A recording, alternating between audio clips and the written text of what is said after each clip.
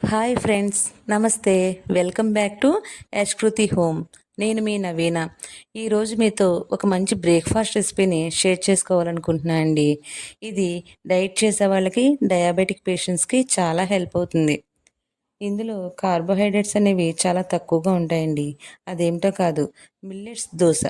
మనకు already dosa preparation అనేది idea ఉంది కదా. అలాగే ఈ దోశ ప్రిపేర్ చేసుకోవడానికి ముందుగా ఒక గ్లాస్ ఆఫ్ మినపగుళ్ళు తీసుకోవాలి. తర్వాత అదే గ్లాస్తో 2 గ్లాసెస్ మిల్లెట్స్ తీసుకోవాలండి. మిల్లెట్స్ అంటే నేను 7 రకాల మిల్లెట్స్ తీసుకున్నాను. అవి ఏంటంటే కొర్రలు, ఊదలు, రాగులు, జొన్నలు, ఎండు కొర్రలు, గోధుమ రంగు ఊదలు, అలాగే ఒక 7 టైప్స్ మిల్లెట్స్ తీసుకున్నాను అండి. తర్వాత ఒక గ్లాస్ ఆఫ్ రైస్ తీసుకున్నాను. అందులో కొంచెం మెంతులు యాడ్ చేసుకున్నాయండి.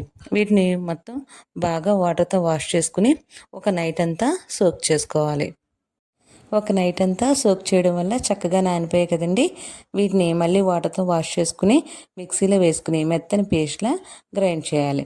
మనం రైస్ క్వాంటిటీ తగ్గించి మిల్లెట్స్ వేసుకోవడం వల్ల కార్బోహైడ్రేట్స్ అనేవి తక్కువగా ఉంటాయండి. ఇలాంటి ఫుడ్ని తీసుకోవడం వల్ల డయాబెటిక్ పేషెంట్స్కి చాలా హెల్ప్ అవుతుంది. వెయిట్ లాస్ అయ్యే వాళ్ళకి కూడా కార్బోహైడ్రేట్స్ తక్కువగా ఉండడం వల్ల డైట్ అనేది కరెక్ట్గా సరిపోతుంది. చిన్న మెత్తని పేస్ట్లో చేసిన తర్వాత దీనిలో కొంచెం వాటర్ యాడ్ చేసుకోవాలి. తర్వాత కొంచెం సాల్ట్ వేసుకోవాలండి.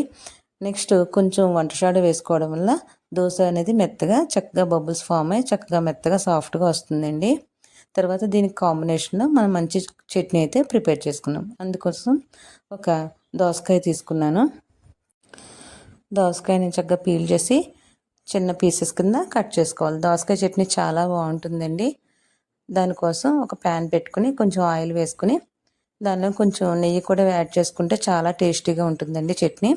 అందులో కొంచెం మినపప్పు, కొన్ని వేరుశనగ గుళ్ళు, కొంచెం నువ్వులు వేసుకోవడం వల్ల చాలా టేస్టీగా ఉంటుంది. ప్రతి చట్నీలో కూడా నువ్వులు అనేది యాడ్ చేసుకుంటే చాలా టేస్టీగా హెల్త్ టేస్ట్ రెండు ఉంటాయండి. తర్వాత కొన్ని చిల్లీస్, కొన్ని టమోటాస్ యాడ్ చేసుకున్నాను. అవి బాగా మగ్గిపోయిన తర్వాత మనం కట్ చేసి పెట్టుకున్న దోసకాయ ముక్కలు కూడా కొంచెం సేపు మగ్గనివ్వాలి. దోసకాయ ముక్కల్ని యాడ్ చేసి కొంచెం సేపు మగ్గనివ్వాలండి.